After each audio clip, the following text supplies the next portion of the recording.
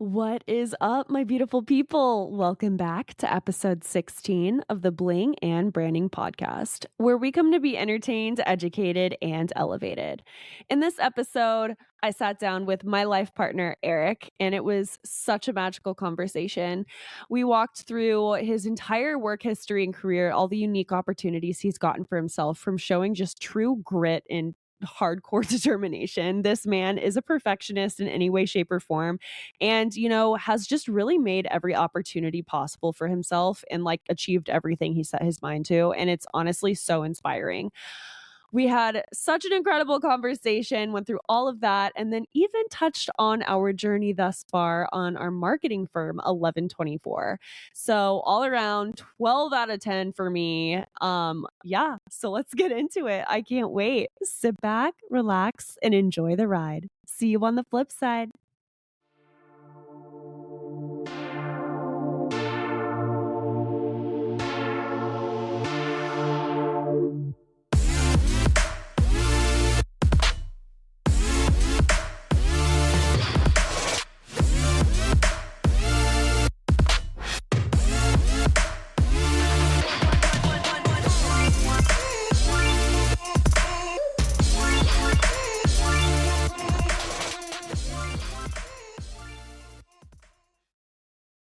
Hi, baby.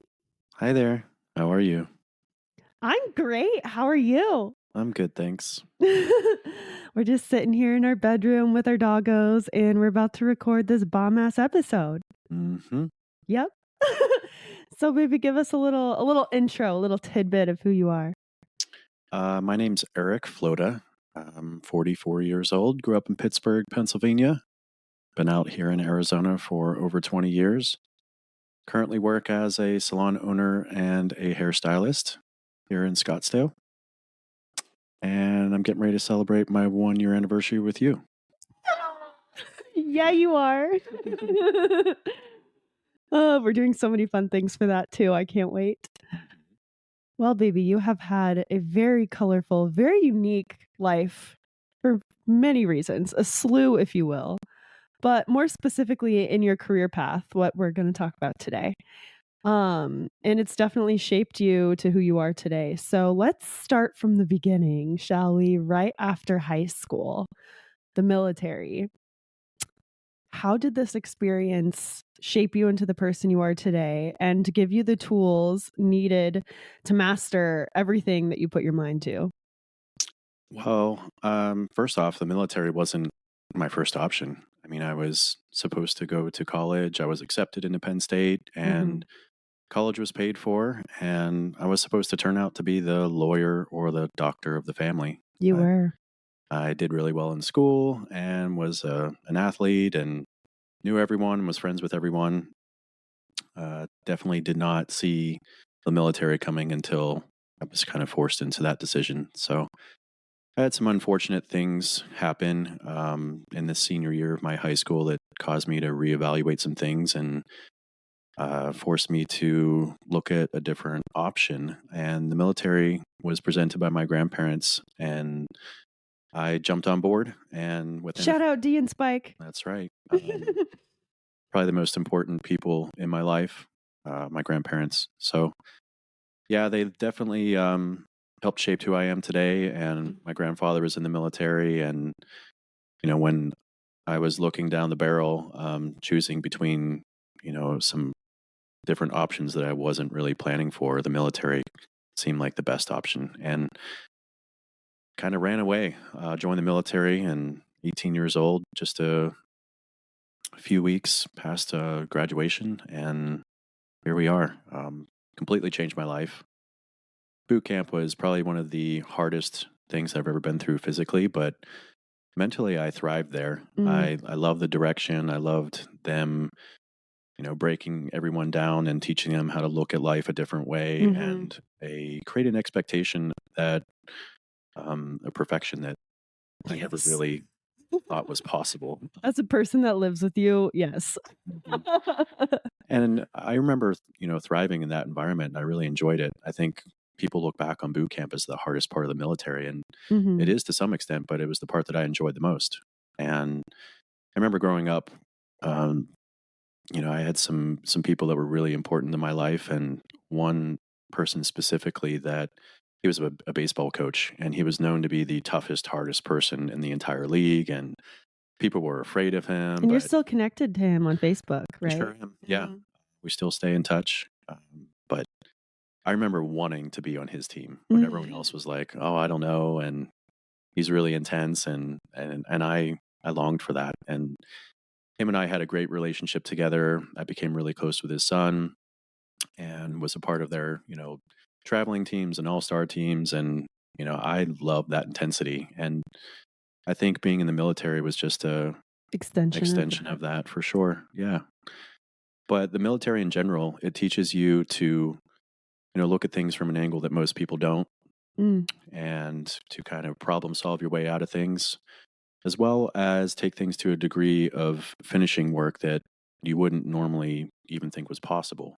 But you just keep going and you keep persisting, and I love that aspect of it. And a big part of what they do is breaking you down, helping you find out all your flaws and all the things that your shortcomings with. And it's probably the most successful form of brainwashing I think that exists in the world is 13 weeks of Marine Corps boot camp. The people that you see walk in there and stand on the yellow footsteps, off of the buses and off of the planes, and the people who they turn out to be at the end of the 13 weeks during graduation is it's unbelievably transformative. And the families that would come down there and look at their sons and daughters who have gone through this program, they're in shock and awe. They barely recognize them physically mm, or mentally. wow. And You're it's kinda doing that to me right now. I sure am. I guess I have that effect on people in my life now that You do. I've been put through that. So I take it as a gift that I can pass along and, Mm, and share to other people. absolutely. Would you say you kind of mentioned physically it was the most trying thing you've ever been through. Would you say, like, overall, it was one of the more difficult things you've ever been through?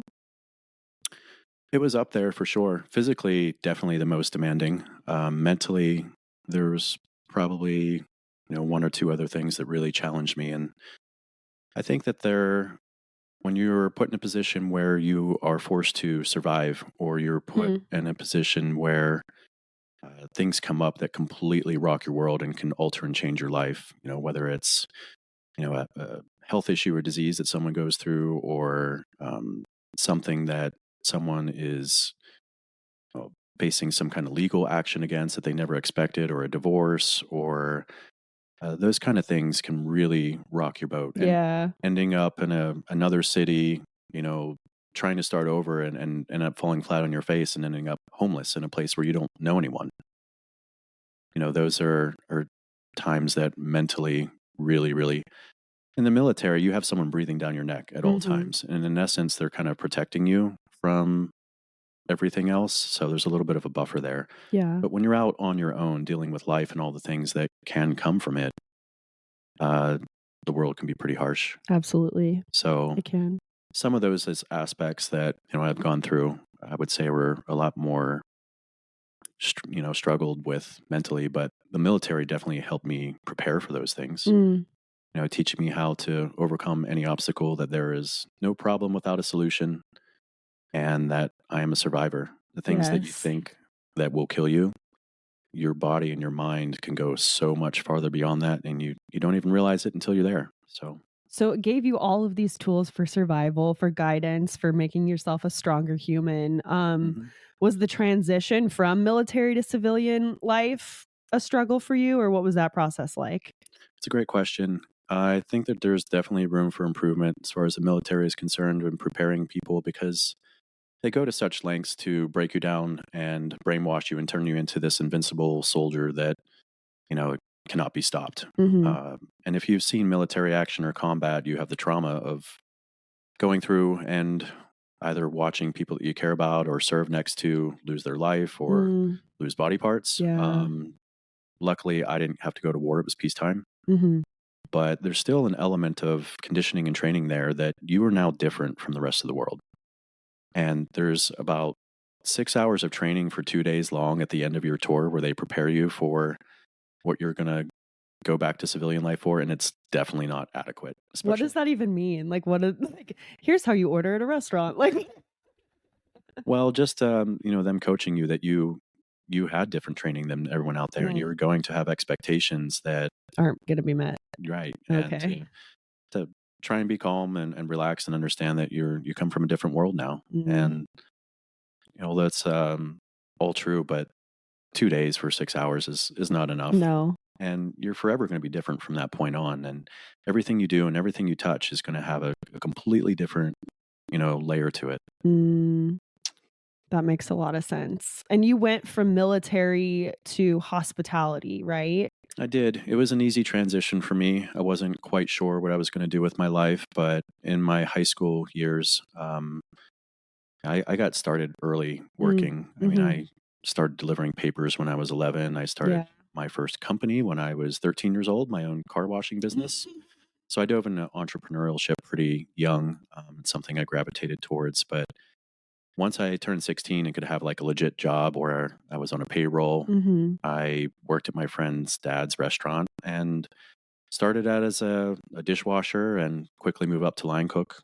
My mom was a really good cook growing up and taught me how to cook. So I made that transition. So back of the house, we call that in the restaurant. That's the Mhm. cooks and the dishwashers and prep cooks and things like that. Mhm. That's what I was used to. But I knew there was more money in the front of the house. So Yeah, tips and stuff. so I went to a restaurant and applied for a serving job and got a job as a waiter and you know did that for a while, and that's where I learned, I think, more about getting out of my shell and talking to people and Mm. customer service. Yeah. And I took all those things that I learned in the military about taking things to a level of perfection, and I applied them to that as well. Mhm. Making sure everything was perfect for a sequence of service and tables, and then using my personality as kind of, a buffer between my intensity to try and soft things up so I could earn that tip. And you worked your way up in the ranks quite rapidly. Yeah, I mean, it definitely bounced around and did some serving jobs for a while. And then, I decided I wanted to get into bartending and talked my way into a bartending job at a local nightclub, telling them I had experience when I didn't. Yeah. It was I- definitely easier to do that back then. Now the internet exists. right. I remember going to a Barnes and Nobles, and those don't even really exist anymore, and buying a bartending guide Oh my god, I love that. and studying drinks nights Mhm. before my shift that was supposed to come on for a New Year's Eve party at a local nightclub. And I told him I could bartend, and I didn't know anything. So I went home and studied and read this book, and I showed up at the nightclub on New Year's Eve and just worked my ass off. And that's definitely one thing it's been to my asset is my work ethic, Yeah. and working from such a young age, and my parents reinforcing that. And those are times I think where work ethic is developed Mhm. in your teenage years. And Absolutely. I see a lot going on in the world today where we want to shelter and prepare our kids that they're going to work for the rest of their life. They don't need to work now. Just let them focus on being a kid or Mhm. their studies or whatever. And although I think that sounds good in theory, Mhm. I believe it's really hard to sit there and try to teach a 20-something-year-old kid Oh, who's for sure. been sheltered their whole life and had everyone doing everything for them and never had to work or earn a paycheck or Mhm. contribute or do anything to Yeah. survive on their own. Mhm. Teaching them work ethic in their 20s is Yeah. nearly impossible. I have 2 comments on that actually. Mhm. Um, I was a person that started working when I was 12 at a surf camp. So, yes, I totally get that that's where it develops. And, people that are my peers that their parents are like, "It's fine, like, whatever." They, like, are struggling in the workforce and, like, went straight from college to attempting to try to get a job, but now they have to be servers and bartenders because they can't figure it out. They can't hack Mhm. it. But additionally, people that haven't worked in the service industry, it shows. For sure. Yeah, I've often said that there's 3 things that everyone should have to do in life, and that would Mhm. be Marine Corps boot camp, wait tables, Mhm. and feed the homeless. Mhm. And if you do those 3 things, you're guaranteed to turn out at least somewhat of a decent person. Oh, shoot, I've done all those things, okay. Yeah, for sure. But, there's so many things that go on in hospitality, and it was really great to me. It really helped provide an outlet for all the things that I learned about perfection and work ethic in the military and growing up. But, it's also a great opportunity too. I took that and I ran with Mhm. it, and I didn't really expect it to turn into much. It was just something I was doing to make money, but Yeah.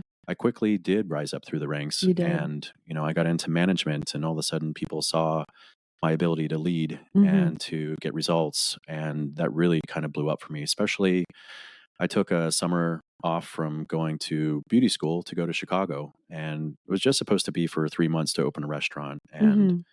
I went up there and helped them launch that. And then it turned into an opportunity for a nightclub that was opening up to open that. And then a hotel and another nightclub and then another nightclub. And each time that I moved on to another project, I was, basically headhunted out to help do this. And my strengths kind of followed me and my reputation around. And I got to the point where if you wanted to open a nightclub in town, I was the You person were that the you called. guy.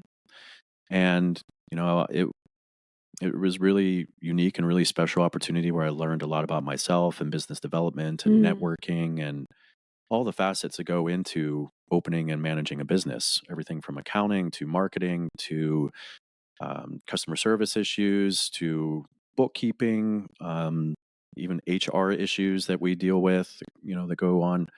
I often said in hospitality that the things that will come up in a 6-month period of managing a restaurant or a nightclub Mhm. are things that would take years in a normal business because everything is so fast Fast. paced. Yeah, that makes sense. And your exposure to things is like lightning quick, and you have to be able to react on a dime. And you're And sitting there's there. drinks Oh, involved, yeah. and there's, like, half-naked women and Right. Distractions, music, Yeah. everyone's got a little bit of a buzz in them, personalities start coming out. And I'm sitting there looking at this huge 8,000 square foot venue that I've been responsible from conception to construction and building and all the operations that went into hiring and training everyone and putting all the policies and procedures in place and getting up off the ground and marketing it and creating a sales team around all the different things that we did to make it busy. I'm looking at that. All the fruits of our labor is coming to an end. And I have a nightclub that's going to have 1,500 to 2,000 people passing through its doors in a night. Mm. And that was pretty intense. Yeah, I'm And sure. the things that can go wrong really quickly. And I'm one person and I have a staff of 100 people. I'm 27 years old. I'm responsible for this living, breathing thing that's producing $13 million dollars a year in business. And there was a lot of pressure. Yeah, I couldn't imagine even being 28 now, having all of that responsibility on Yeah. my lap. But I thrived in it. Yeah, And you would. I love that challenge. I love that Mhm. pressure. It wasn't something that I kind of grew up like pressure used to bother me. And I used to fold in sports. Like I would do great during the regular season and then playoffs would come around and I Mm. would fold. I hated being Playoffs? You talking about right. playoffs? But the military helped change that. I learned to thrive in pressure and Mm, situations that challenge me. That's when I'm my best self and just go to another place and yeah, clarity comes out and I just, can confirm. yep, I focus. So, So, so when it comes to hospitality, mhm, obviously it is all about the customer experience. mhm. How did you train your staff to ensure the best experience for your guests and keep people coming in the door? Well, I think a big part of that is the hiring process. Of You're looking course. for certain parts, personality traits and qualities that are apparent, people that are bubbly, people that Mm, are outgoing, people that aren't lazy, people that have strong work ethic, people that are well rounded. And those are the basis to work with. And then once you sit down and the management team is responsible for setting the expectation of course. and they will lead by example. And, if we sit there and tell them, these are your family, these are the people paying your bills, these are the people that are going to rely on the success of this establishment. And I want you to walk around here and pretend as if this is your place that you own. How would you want your customers to be treated? How would you need to act in order to make sure that they return back and became loyal Mm, family and loyal followers, not just people that just wanted to come have a drink or come get, intoxicated or, be a part of a party. It mhm. was, we went a step further. And the nightclubs, especially, they don't really cater to that. It's turn and burn, high volume, True. lots of drinks. And I worked at a lot of different places from fine dining to mom and pop restaurants to chain restaurants to nightclubs to hotels. And there's different levels of expectation as far as hospitality that goes into each one of them. Mm. And I was kind of known for bringing a more upscale, higher quality of customer service to a part of the industry that never really No, seen that. never. So, when I had people come in, they couldn't believe how they were treated. Mm, And I would go and do things that other people wouldn't normally do that just don't care. yeah. we would have lines around the block in the middle of Chicago winter, freezing cold. And, we were at capacity, so I couldn't let people in, but I didn't want people to get frustrated and turn away. So I would put out hot chocolate Mm. and water for people to drink while they're in line. I hired magicians to walk up and down, pretending that they were security staff, and then, Would go pull up a and flower out of their hat. absolutely, And these are things that, people don't think about. No. Even the whole velvet rope situation, which can be kind of alluring. I didn't want that to be something that turned people off and like, ooh, look at this pretentious place. So instead of using velvet ropes, we came up with planters that have flowers in them because they were more appealing and didn't push people away. We wanted them to feel welcome. So then once they got on, it was an extension, in that inside. And everyone was overly bubbly and overly friendly. And I didn't want people working for me that didn't enjoy their job. Yeah. If you're just there for the money, go somewhere else. Yeah. That's You a want- big difference. Mhm. I've bartended too, and well, I didn't serve. I just mostly bartended, but I worked in a place where everybody was treated like family, and it was a good time. We were all like Yeah. enjoying ourselves. We got tipped better. We could wear what we wanted. Like it was a cool experience versus when we had shitty management. Everybody was pissed off all the time. Right. Schedules are always getting fucked up. Like yeah, it absolutely is a make or break situation. You got to start with your staff. Exactly. Yeah. And if you show up to work and you're there to motivate and lead and encourage, Mm-hmm. and be a good manager rather than just someone who comes in barking orders, who's miserable, Of who course. is half drunk the entire shift, And someone that's not willing to do the work that they're like forcing on their staff. oh yeah, Like if I mean, someone's like do roll-ups, but they're like, "Oh, I'm above that." yeah, Like I would show up in a 3-piece suit and, hand polished shoes, and I would be there the first person to take off my jacket and help move tables in the middle of the night or Mhm. carry chairs or grab a few cases of beer or change a keg out or do whatever needed to be done. I Yeah. was in there getting my hands dirty, and I think my staff appreciated That's that. yeah, that's how you build respect, especially in a serving bartending situation. Yeah, You have to go to their level. of course. So what were some of the biggest challenges of hospitality management, and then what did you do to kind of make that operation different? Well, expectation from owners is really high. Mm. A lot of people get into investment of nightclubs and restaurants and bars thinking that it's a get rich quick. Cash cow. Yeah. Exactly. And there is a shelf life to these places where they're making their most money in the first 3 to 5 years. And that attrition rate is really high as well. A lot of them don't make it. But Mm. managing the expectations of the owners and the partners and then all the investors, as well as, like I touched on before, the quick pace, things that happen that go down. And we were dealing with things all the time, and we had to really quickly learn how to problem solve and put out fires and take care of things in a really expedient manner, an efficient manner. That was one of the harder things to deal with. Mm. But again, my problem solving brain just loved that Yeah. and looked at it as a big puzzle. But you've got personalities that you have to deal with, that people that think that they're God's gift. Yeah. exactly. They come in and they look forward to treating staff at a place. And I like the challenge of turning those people around and making them look at me as an Mhm. equal Yeah. and earning their respect. Mhm. I remember a time where I had these guys come in who, they've been in every club in town, and I took care of them, and I didn't make them wait in lines, and I made sure that they had the drinks filled, but I made them know that there were certain things that they had to do. They couldn't just walk in like they owned the place. Mhm. And they became friends of mine. And I remember one time uh, they came in and they didn't wait in line. And he came in and I saw him getting in, and I said, "Hey man, why don't you text me? Let me bring you in the back like I normally do." And he said, "You know what? You take care of me so much. And I just wanted to feel like what it felt like for everyone else to have to wait in line here." And he had Oh, this, that's cool. yeah, he had this thing in his hand, and I didn't notice what it was. And he said, "I just got back from Vegas a couple days ago, and I won some money there, and you were on my mind. And I don't know why, I just felt like I needed to do something to repay you for everything that you've done for me." And this is a person who gets treated like gold everywhere they Yeah. go to town, but Mhm. he had bought me a watch, Oh my god. and I still have it, and it's got diamonds on it, and like clearly was not a cheap watch. And he walked in and gave me this watch after waiting in line, and then he walked out. Oh, what? He didn't even stay. He just Shoot. needed to come in, and that was like probably one of the most touching moments that, That's amazing. when you can turn someone around who is there to just treat staff how they're used to treating them and gets catered to and taken care of everywhere. But you can earn their respect and let them know that, they're dealing with someone different, and make them part of like your friend group, your social circle. Yeah. You've earned a friend for a lifetime. I'm still in touch with him. And in fact, when I moved back here to Phoenix from Chicago, I got a phone call with him that he wanted to open a nightclub, and of course he wanted me to manage it for him. But I moved on, and Yeah. it was great to get the phone call, though. Yeah, absolutely. I still get a few little texts and messages here and there from people that, while I was there, and nightlife was really active in Chicago during the early to mid 2000s, that it feels really good to say things haven't quite been the same since you left. I feel like I got to be a part of Chicago nightlife heyday in some aspect, and be a participant in what was looked at as one of the greatest cities in our country, and be a part of all of that.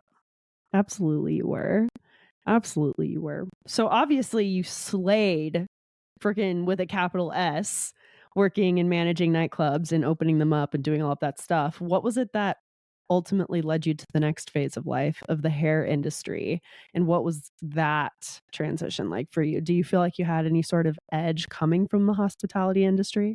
Absolutely. I mean, all the tools that I've learned, sequentially throughout my life, from growing up, with an entrepreneurial spirit, and being in the military and learning, a refined process of polishing things to a greater degree of expectation, being a part of developing and managing a business geared around hospitality and creating family members that were your patrons. These are all building blocks of building any successful Yeah. business.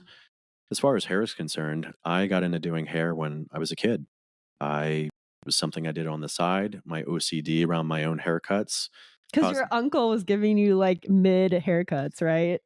Yeah, my uncle had a barbershop. Hopefully, he's not listening to this, but he wasn't the greatest at hair. So I would come home and like take the dog clippers and kind of tweak it and make it symmetrical and blend it out. And I didn't know how. I just taught myself how to do it and figured I could figure it out. But That's just like literally the synopsis of your life. yeah, I'm gonna throw myself into it and figure it out. But Obsess over it correct. and figured Yeah.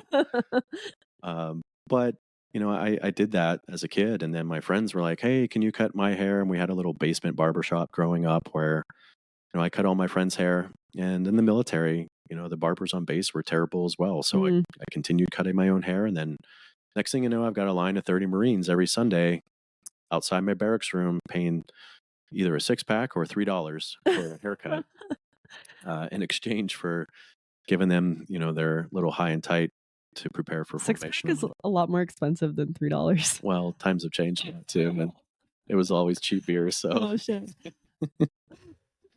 but yeah, beer and gas money. But I didn't think I would do anything with it, and once I got through hospitality and management, I definitely was trying to think of what the next step was, and I knew that staying up late and It's missing. not sustainable. Yeah, I mean, we would get out of work at anywhere between 3 and 5 a.m. Yeah. There were days I didn't see the sun, Vampire. and I was working my butt off 60 hours a week to make other people millions of dollars. Mm-hmm.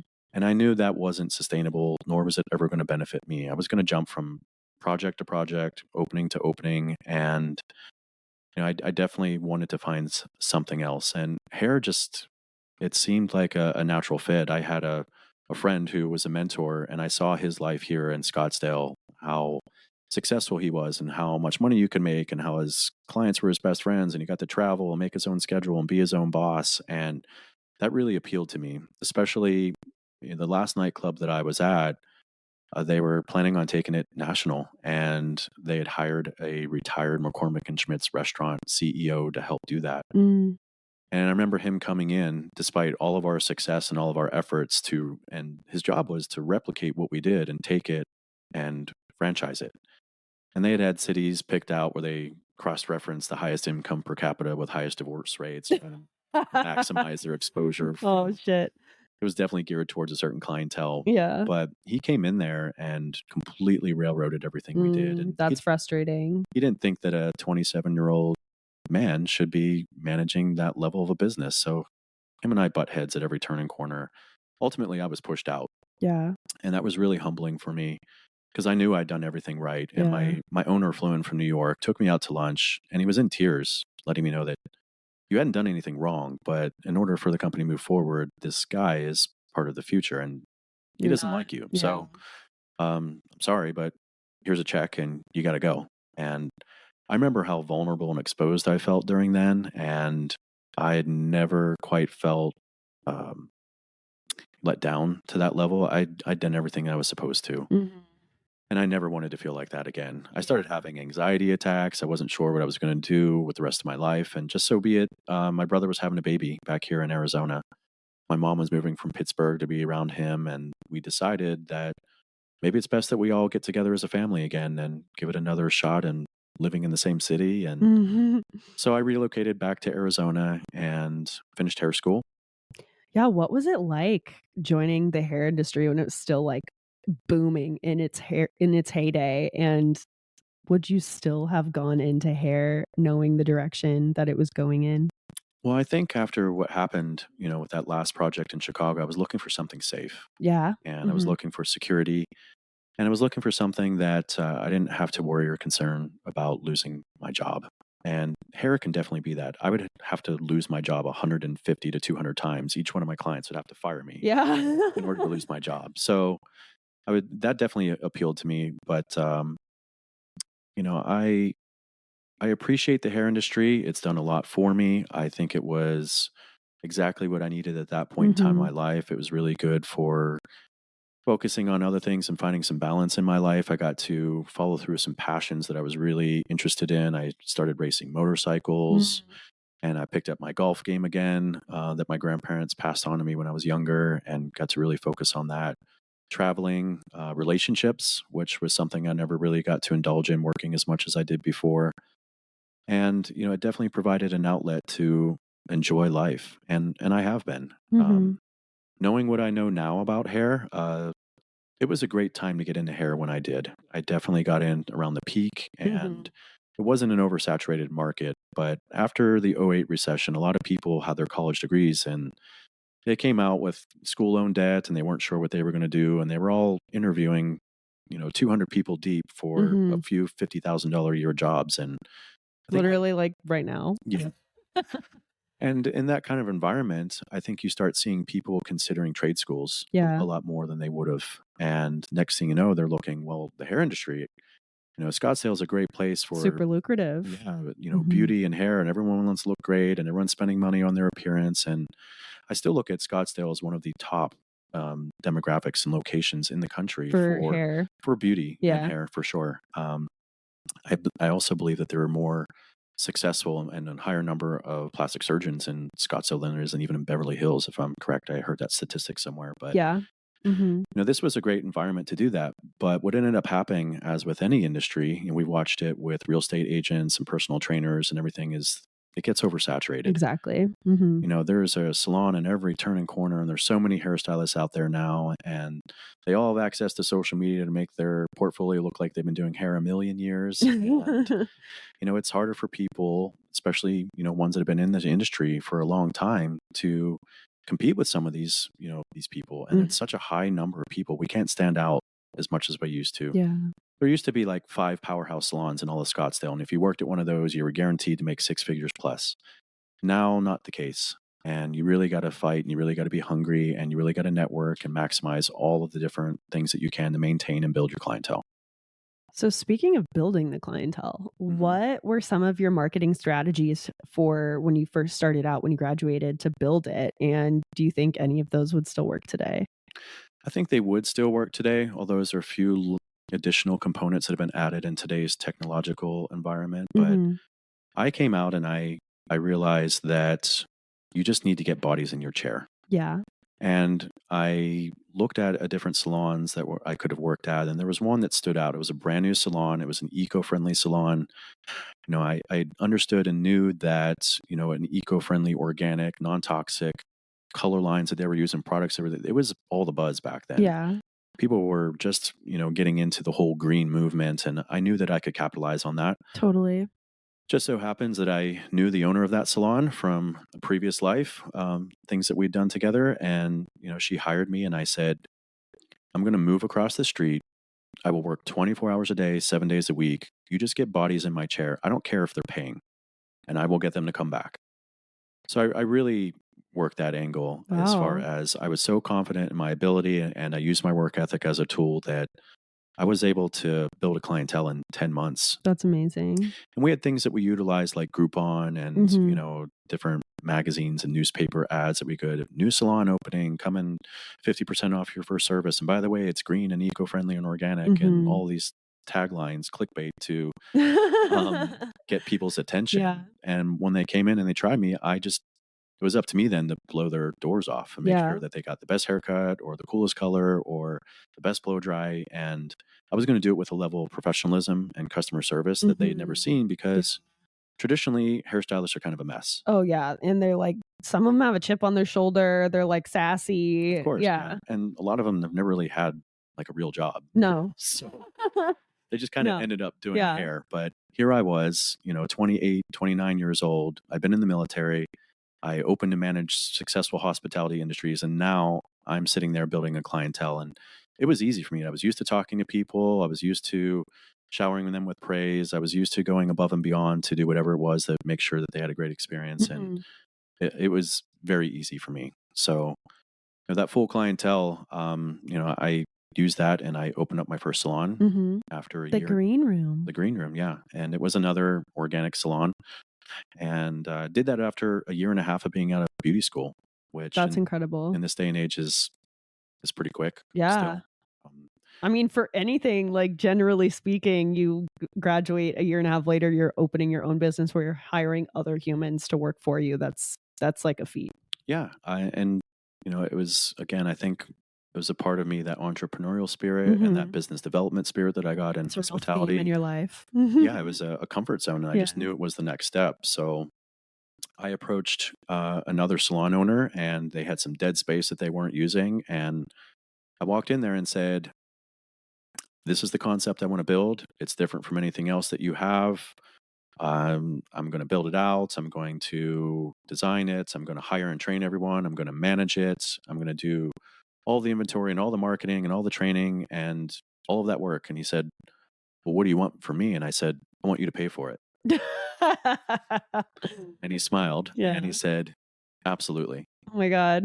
And he said, "I don't see this kind of, you know, uh, business development skills and Mhm. this kind of hunger and this kind of grit and hustle from hairstylists usually." And he was impressed by it. And knowing this man for a few hours, he agreed to invest in my business. And Mhm. I paid him back his initial investment in just over 3 months. That's incredible. So, And you also did some really cool grassroots marketing too to get people to get foot traffic. You went to all the local shops, right? And like had flyers to hand out and you made some really cool relationships with other businesses in the area. I did, yeah. It was a different time. The internet was just kind of, taking off, and Facebook was just around. I mean, in the nightclubs, we didn't really have that. It was all grassroots. Mhm. It was all getting people in and getting your face out there and interacting and networking with people. But, that transition into hair, Facebook started coming around, Mhm. and, you had other different apps popping up that were kind of on their groundbreaking level. They were being used, but businesses hadn't quite figured out how to use them yet. Yeah. And I still relied on that grassroots kind of theme. And Mhm. yeah, I remember for, a grand opening, I run around to all of the high-end businesses, the Louis Vuittons and the Pradas and the Guccis of the mall right across the street. And I dressed up in, a nice suit and put together gift bags with gift certificates and some free product and an invitation to that grand opening party. And this is a really cool story, so I'm going to tell it. But one of the businesses that I walked into was David Yurman Jewelers, and I walked in and apologized for interrupting. They looked like they were in a staff meeting of some sort, and I invited them to the grand opening and gave them all a gift bag. And they were kind of quiet. And to be honest, a lot of the response that I got from businesses that day wasn't great. It was like they were Mhm. almost surprised that someone was doing Like this. didn't know how to receive it. Exactly, or they thought I was trying to sell them or Yeah. scam something, and it was ushered out of the store or whatever. But Yeah. I was trying to give them something. Yeah. And the next day I was in the salon cutting hair, and the manager from that store, from David Yurman, came in dressed to the nines, and he had a bag for me. And he said, "We were so impressed with you. In fact, I was giving a little pep talk to my staff about building personal relationships with people and going above and beyond and doing something really special and unique, and not just relying on the marketing of the company, that they were a part of the marketing process themselves. Mhm. And he was really impressed by that. So he gave me a kind of a congratulations gift of like a $300 bracelet That that you wear all the time I still. still do. Mhm. And I love all this nostalgic kind of gifts that are markers of the success I've had in my life. Mhm. And that relationship blossomed. I got a few clients out of it. They came to That's the grand awesome. opening. And I remember we liked to give back a lot when I had that Mhm. salon. We were always doing charities, events and things like that. And one of the events we did was a cut-a-thon for Phoenix Children's Hospital for a new cancer wing they were Oh my god, are you developing. gonna tell that story? I am, yeah. Okay. So we put together, this event, and, all of the different nuances that go into it. We had a photographer, we had a news crew here doing interviews, we had a step and repeat, we had it catered, there was champagne and strawberries for everyone, and all of the proceeds, the staff worked for free that day, Mhm. and all the proceeds, the donations we got from haircuts, went towards Phoenix Children's Hospital. I had some local businesses that I reached out to provide some items to raffle off to people that came that day. Restaurants would give gift certificates. Someone donated a golf bag or some apparel or things like that or whatever. And I remember reaching back out to David Yurman, and I wasn't expecting much, but I knew that this was a relationship that I was really close with the manager. So I said to him, we have this event coming up. Is there anything that you guys might be interested or willing to, donate Donate. for the Mhm. raffle? And he said, actually, yeah, we get involved in stuff like this all the time. How would like a $2,000 bracelet sound? You're like, "Oh, And I are thought that you was like serious?" the coolest thing ever. And I Yeah. was like, I don't want to take advantage, and he's like, no, no, no, it's totally fine. So here we were. It was like a week and a half, 2 weeks before, and I called him to confirm that they had the bracelet. And he said, I've got some bad news. We couldn't get approval from corporate for that bracelet because it was back ordered. And I talked him into giving a $10,000 diamond bracelet instead. And I was like speechless. I couldn't believe. I'm like, holy crap. Dumbfounded. Yeah, this is going to be incredible. And I hope this is a great turnout. And the news was going to be there. And we did the raffle. And earlier in the day, there was a young girl that came in. She was 5 years old, and she had stage 4 brain cancer, not a hair on her head, and really sweet. And mom came in. She had seen us on the news earlier in the day and decided to come down and donate and get a haircut. And that was really cool that we Mhm. touched people that were actually affected by this. Yeah. But what happened next, no one could have predicted. And that little girl won the raffle for the $10,000 bracelet. And I remember there wasn't a dry eye in the entire place, and the news was filming. And this little girl comes up and grabs this bracelet and goes over and gives it to her mom as a Mother's Day gift and said, here you go, mommy. I know you had to sell all your jewelry for my treatment. And that was one of the moments that really left a mark on what we had accomplished and what we had done and the different things I'd been involved in my life, that you got to give back and you got to create something bigger than you. So Mhm. uh, Who's cutting onions in here? and every time I tell that story, I get a little choked up. Doesn't matter how many times, but I look back on my life and the things that I've done or been a part of or had the privilege to be involved in. That was a moment that stood out that definitely made it all worth it. Absolutely. Oh my god. I don't even know how to transition from that because that was so sweet. Mhm. Well, once again, you went into a new industry, found rapid success, was able to capitalize on every opportunity possible. And then, you had your business and then you transitioned right into your own studio Mhm. so that you could just focus on, building your clientele, not have to worry about managing others. Correct. And then COVID hits. Yeah. What what was that like? How did that affect your business and everything? Well, timing is impeccable. So many Mhm. times in my life, something has happened where I wasn't quite sure what was going on or why, but it turned out to be that was exactly what I needed to do at that Mhm. moment. And you have to pay attention to your intuition. And when you feel a Of calling course. and when you feel an energy building to do something, you need to step up and respond to it. You know, I always said that when life opens one door, start running, because most of the time, multiple doors are opening at the same time. Mm, And you never know where you're going to end up.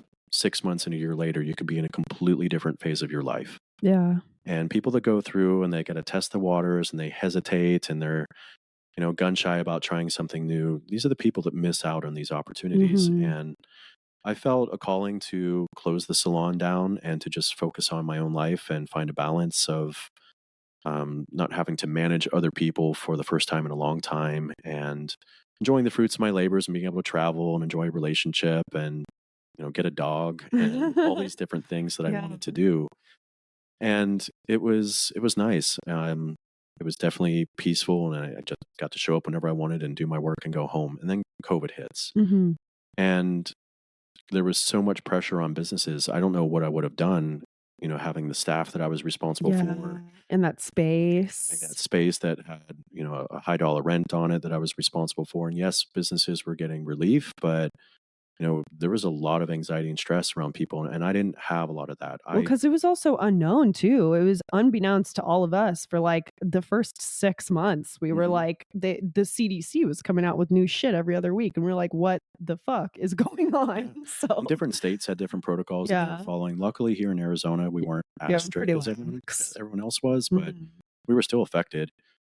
I remember the first 2 months we were closed down. I was out playing golf and riding my motorcycle every day. It was beautiful spring weather, and I thought, this is great. This is a great little vacation, and Yeah.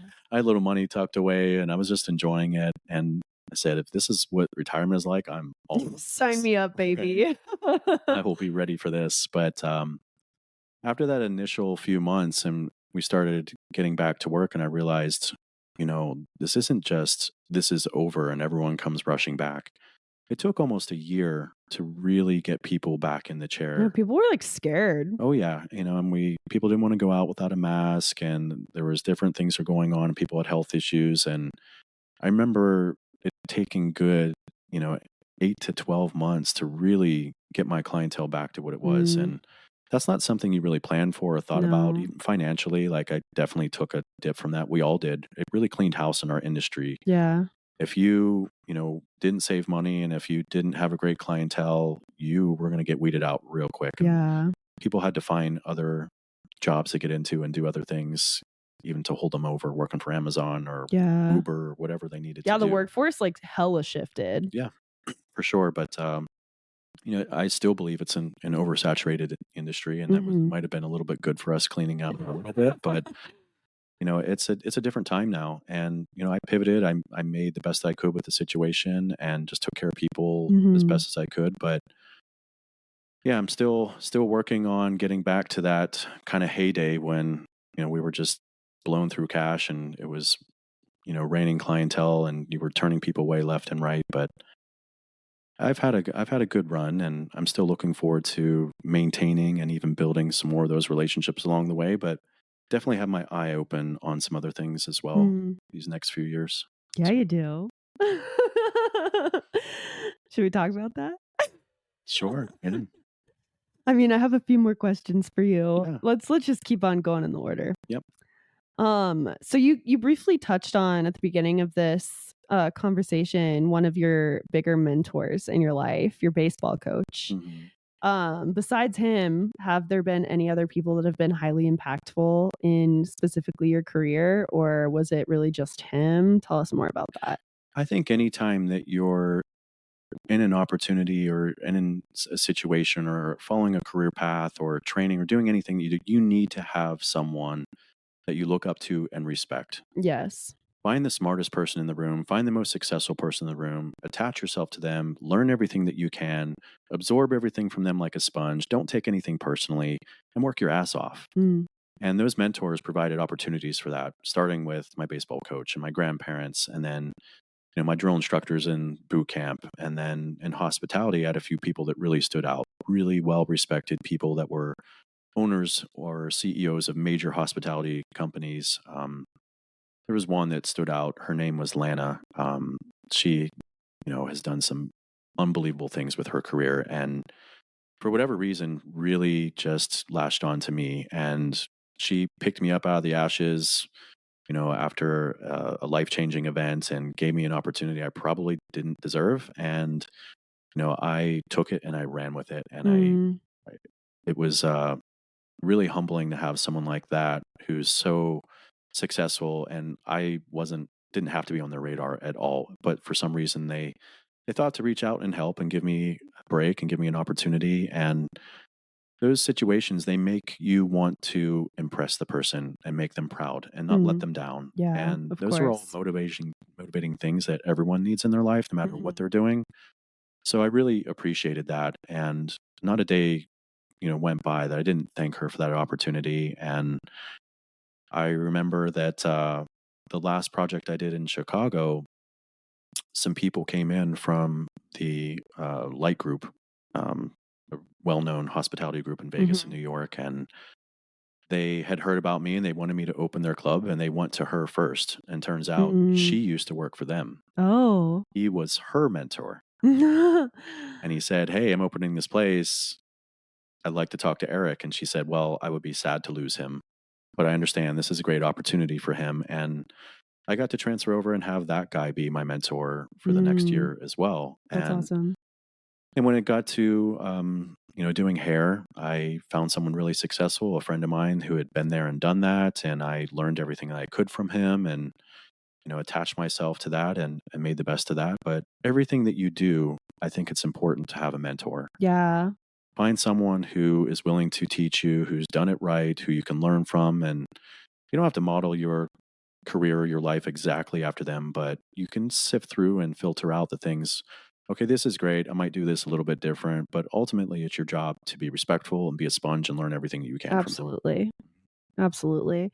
Would you say that throughout your career, your life, your lack of formal education past high school has hindered you from doing anything that you wanted to do? I probably am more hard on myself than reality of the situation is. And it's something that I look back as someone who was accepted in the college and ended up going the route of the military instead.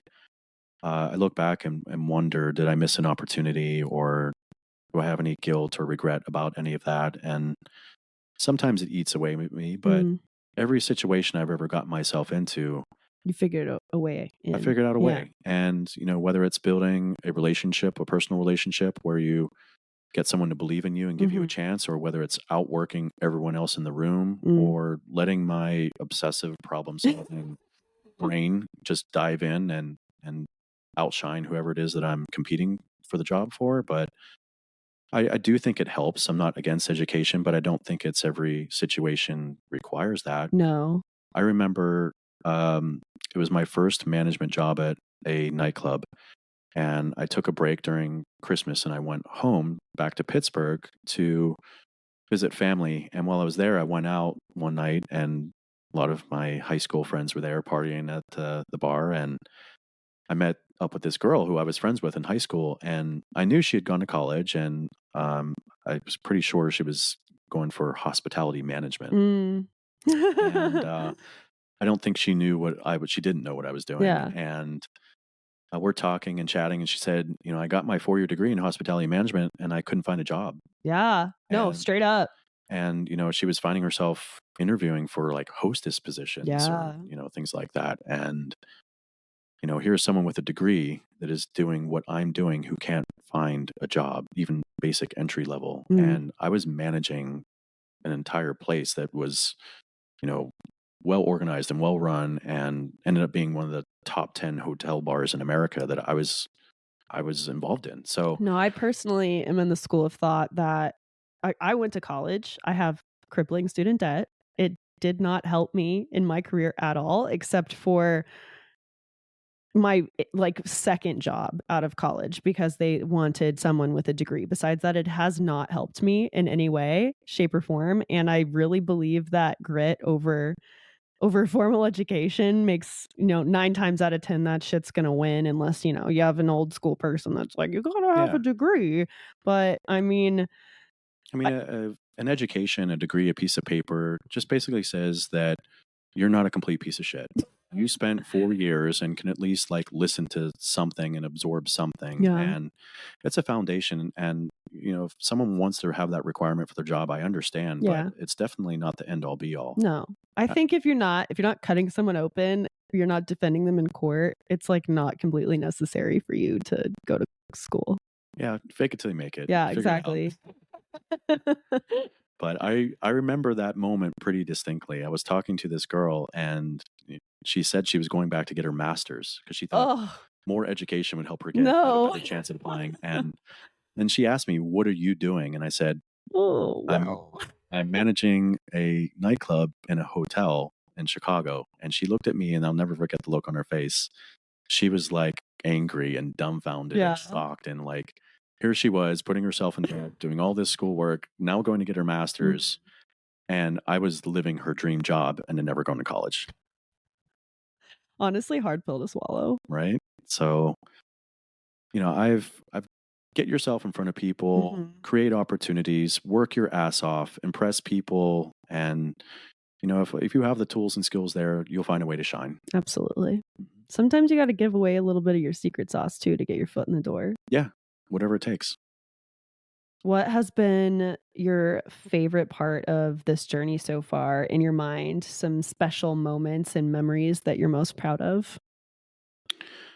Well, been a lot. I've shared a few of them so far, but I remember the first day that well, actually it wasn't the first day. It was probably the grand opening party of my first salon, Mm, and seeing how things had come full circle from fruits of your labor. exactly. Mhm. And it was my first business of my own. Yeah. And here I've been managing businesses for other people, making them money, learning all the skills and tools that I needed of business development and managing a day-to-day business. Yeah, But it hits different when it's your own. it does. And, it empowered me, and it made me feel, like I had made it finally. And when I was involved in the profits of what I was creating, that was a whole different level. And yeah, that was definitely like one of the biggest moments. I have a picture from the grand opening party, and I'm smiling ear to ear, like my whole face is just glowing. And that was a really big moment.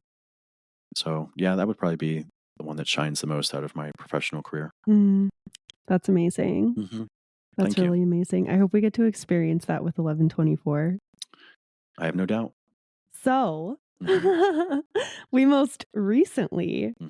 started a new marketing firm We did. Yep. called 1124, and Hmm. it's our baby. Yep. And I could not have done this without you. We're now up to close to 3 clients. This isn't flattery, but your role as COO COO, if you will, Hmm. Hmm. carries so much weight. You keep me organized, you throw ideas out, you force me to be a better version of myself. Because as we've, found out, I'm comfortable with doing mid-ass work because that's always gotten me through, and now we're kind of raising that vibration, raising that, quality. I really believe we're the perfect balance of each other. Hmm. Can you share with the audience a little bit more about where you fit into the mix in some detail? Of course. I think this was a natural progression for us. I've been your friend for 5 years Mhm, and mhm. dating for the last year, but I feel like I have a pretty grasp on who you are as a person, and I look up to you and I respect you in so many ways. And the things that you have, your skill set and your talents, are things that I've always admired that I either struggled with myself or I didn't have. I And feel the I'm same way about you. right. They're not things I was naturally good at or gravitate Mhm. to even want to learn how to do. Like I'm a creative person to a certain aspect, but I'm so much more analytical as You well. are. And we naturally just kind of fell into this kind of relationship where each other, where we picked up where each other left off. And when I describe our relationship to people, I say together we make the perfect person. And, when I saw what you were going through professionally with your career, and I knew how talented you were, and an opportunity came up where you were pivoting and looking for something new, this just seemed like the next evolution. And yes, you could have gone and been an employee at another company and done really well, but I knew ultimately this was a dream. Mm. And I saw where things were with the workforce right now, and I didn't want to see you struggle putting resumes and interviews out there. And I thought this is a perfect time for you and us to seize this opportunity and do it together. And with my business development background, I knew Mhm. that I could help motivate you and encourage you and support you in all the ways that I have done for other businesses as well. And fill in the cracks where I can't. Exactly. And we make a good team. There are certain areas that I'm really good at that I do the analytical side, the conception, operations, technology, things like that. There are certain things that you do as far as your, creativity and your, you like to dive in, which I love because I'm not that person. Yeah. I want to think about everything and organize in it and make 10 different drafts of a layout of something. And then when I do it perfect. Yeah, I ship it at 75. Right? So you are halfway through it before I'm even like finishing talking about it. So, I get you to kind of slow things down and think about the mythology of something a little bit more. And you help me dive in and not just be this idea person, but someone who we're putting things into Motion. motion and Mhm. action. We work together as a tremendous team. I'm really excited for where this is going. It's the first time I've gotten to exercise this part of my brain in a while because I have gotten kind of comfortable having my own hair studio and all these different things that I've learned along the way. I feel like they've just been kind of sitting there, marinating, waiting for another opportunity to come out. Yeah. And this has definitely ignited that fire in me. So, you and I work together on everything, ideas, strategy, conceptualization, and then you go out and make content and do the editing, and I'm there providing a voice in the background to try this or do this bigger or helping polish it up or, Mhm. find a way to help deliver it. Cause I've been on the side of being an owner. I've been on the side of being a manager. I've been, managed lots of different businesses and lots of different Mhm. industries. I think that my psychology about what owners and managers want and what the customer wants and needs and things that have worked and not worked, that's wisdom that comes through years of doing something Yeah. and having lots of different. And I've honestly always appealed to the younger audiences in all of my Mhm. jobs. They've always been appealing to young people my age or younger or like maybe 10 years older. Right. So you're helping me kind of dial it back a little bit, like raise up the professionality level Yeah. of it because I'm just used to like talking to homies. Right. Yeah. And when you can have that balance, when people look at you and say you're really comfortable and you're really authentic and you're really genuine and down to earth, you're like one of my people that I want to hang out with because you're so cool. But also, you're really professional. You do great work. You're accountable, and they know that they can depend on you to deliver with the utmost. Like that's the secret sauce. And together, we deliver that. So Yeah, we do. I'm really looking forward to the things that we're going to do and accomplish. And we've got 3 great clients right now. I'm 2 months into opening this business, and I'm I'm elated at how well things are going. So Me too, baby. I might add that what they're paying us, obviously before taxes, is more than what I was making at my last 9 to 5. So pat on the back. right, yeah, and good things to come. So definitely looking forward to that. It's hard out there right now. If you're It is. in tech or logistics or marketing or all these different, there's It's struggle. It's yeah, struggling hard out there. there are certain industries that are making a fortune, and there are certain industries that are suffering, and it's really sad because we have this divergence, and there Mhm. are people that are doing really well out there right now, and there are people that are practically homeless, living from Yeah. paycheck to paycheck, and that's a dichotomy that's going on in the world And right now now. it's an election year, so that's just pouring gasoline all over this already shitty economy. Exactly. So depending on who you talk to, it's the worst or best economy in the world, and Yeah. it's hard to relate to right now. It But is. It is. Well, speaking of the future, mhm, let's just like play a fun little imaginary envisioning game. yeah, Ideally, where do you see 1124 a year from now, 5 years from now, and beyond? mm, great question. So as much as I love our little studio workshop that we've created here in the bedroom, um, just because it has the best sound quality It for does.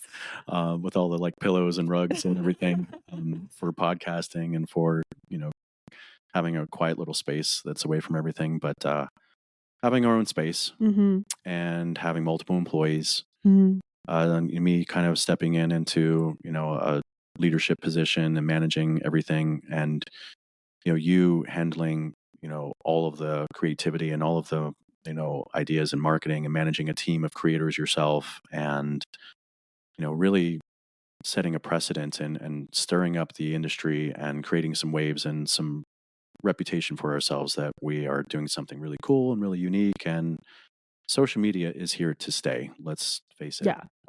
Even though Congress just passed legislation, they're trying to ban TikTok, but I'm sure they'll find a way around that. Well, even if they do, something will pop up and replace it. Totally. So, people aren't looking at, magazines and newspapers and cable TV ads and billboards like they used to. No.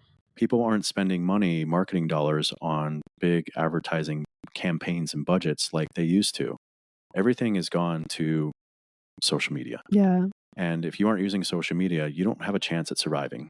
And you have the pulse of the industry. You understand the algorithms. You are on the cutting edge of what people are using and how to maximize your leverage over return on investment of what you're posting out there. And your biggest quality, I think, that you have is that you're so relatable and genuine and real. People can go out there with a $20,000 camera and create, a pristine video or an image that, has, crisp lines and is edited to death and looks perfect. But if you can't come up with copy, or if you can't come up with an idea or a strategy about how to get people to stop swiping on your post and listen to it or read it or engage with it or like it or follow whoever it is that posts it, it's pointless. Yeah. And you have that gift and you have that talent, and I love you for that, because that's not something that I'm naturally really good at. I know what works and what doesn't work, but don't ask me how to create it. So, we work together as a great team. I like to tell people that you're Michael Jordan. Me too. And you're the talent. You go out, you score all the points, Talent. right? But I'm the coach, and I'm sitting down with you, working on your training and developing your skills and coming up with a strategy. You're Miyagiing the shit out of me. Hell yeah. And, during the game, we're, calling plays. And then at the very end, we get to celebrate together. And I don't need to be in the limelight.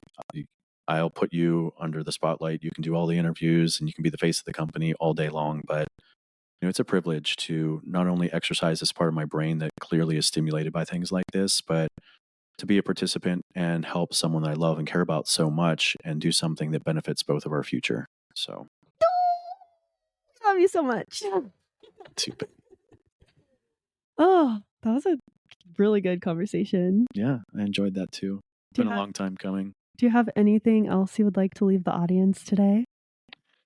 No, just keep following and keep sharing that we've got some great things coming up, and your podcasts, or I'm not just saying this because I love you and I'm in love with you and in a relationship, but I love listening to your content, and people that you interview are real and sincere and genuine, and they have great stories. And I've got friends of mine and clients of mine that are following you and rooting for you and here to be our biggest cheerleaders. And I think that this is just the beginning. So stay tuned and find a way to follow what we do, because we're gonna make waves. So. Heck yeah. Love you, Ricky. Love you, baby. Right. Oh my God. Is he seriously not the most impressive human you've ever met in your whole entire freaking life? I'm so lucky to call him my life partner, my CTO, my COO, all of the things. He seriously helps me so much in my life, in my career, with the podcast, with everything. He is literally the reason that this podcast is where it is today. I kid you not, he set up all of the technical stuff. He helped me figure out the process for editing and all of that sort of thing. I'm literally just the talent.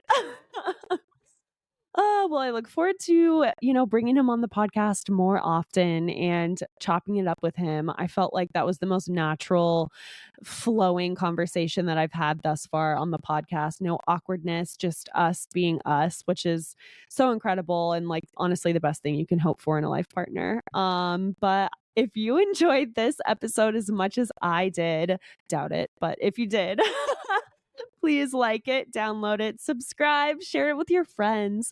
Let's all have some laughs, lessons, and brand new perspectives together.